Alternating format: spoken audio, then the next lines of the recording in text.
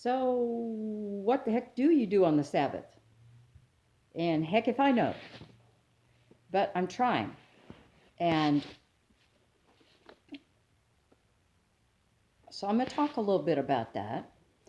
God has instructed us to have a period, generally from, sundown to sundown, that is set aside for you, for Him, to be aware, mindful purposely of His presence, to sort of to push away distractions and also just for the rest of the body. It says the Sabbath wasn't made for man. I mean, man wasn't made for the Sabbath was made for man. So it was for our good. So when people, burn the midnight oil too much, work too hard, work 7 days a week, they're going to burn out. There's a reason for that seventh day of rest. And for the seventh year too, which is a whole nother subject. Anyway, I'm eating our mandarin. So what do we do? I was not raised in any kind of stable tradition and family and siblings, and on Friday nights or on Sundays I have none of that. I've never really kept the Sabbath, or the most I did was probably some years back. I really kind of didn't like to go shopping then. But I'm gradually coming around to where um, I really want to learn how to do it, but I don't have to do it like other people. And that's what I want to say. You don't have to do it like other people. It needs to come from our heart and be meaningful to us. So, if going through a ritual of saying certain prayers and lighting candles and, the Jewish Orthodox, my goodness, not even lifting a dish or flicking a light switch, no, that's not where I'm going. If that's what you like and that's meaningful for you, then do it. But I dare say it's got to be a heart thing, and we have to find out what makes it meaningful for us. I have found for several times, as I've just gradually kind of tried to set it aside, this time, and kind of like not have the TV on, although that's not hard because I'm not really a TV watcher. But just in little ways to try little things to make that time period different and to give God, to try to be more aware of Him and to be more relaxed, and I guess kind of just just purposeful focus on Him, and just relaxing. And well, I don't know, you tell me.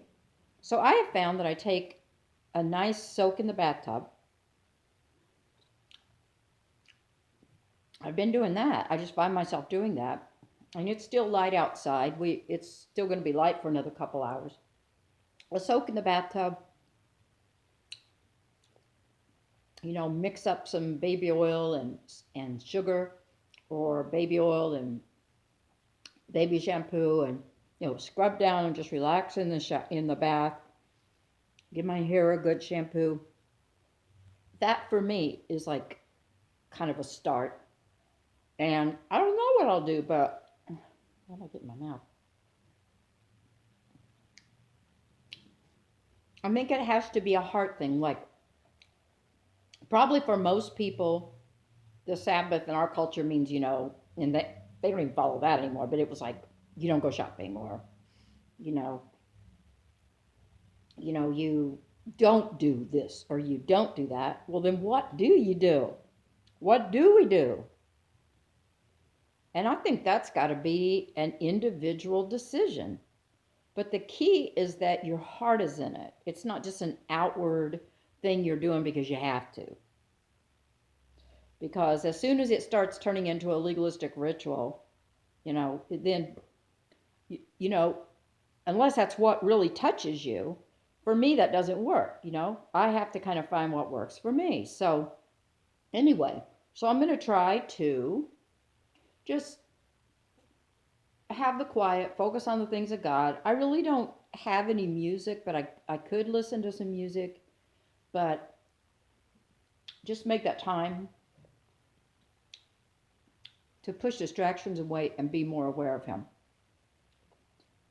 That doesn't mean I'm not going to cook or go do dishes, or if I have to run to the store, run to the store, but we have to find what it means for us.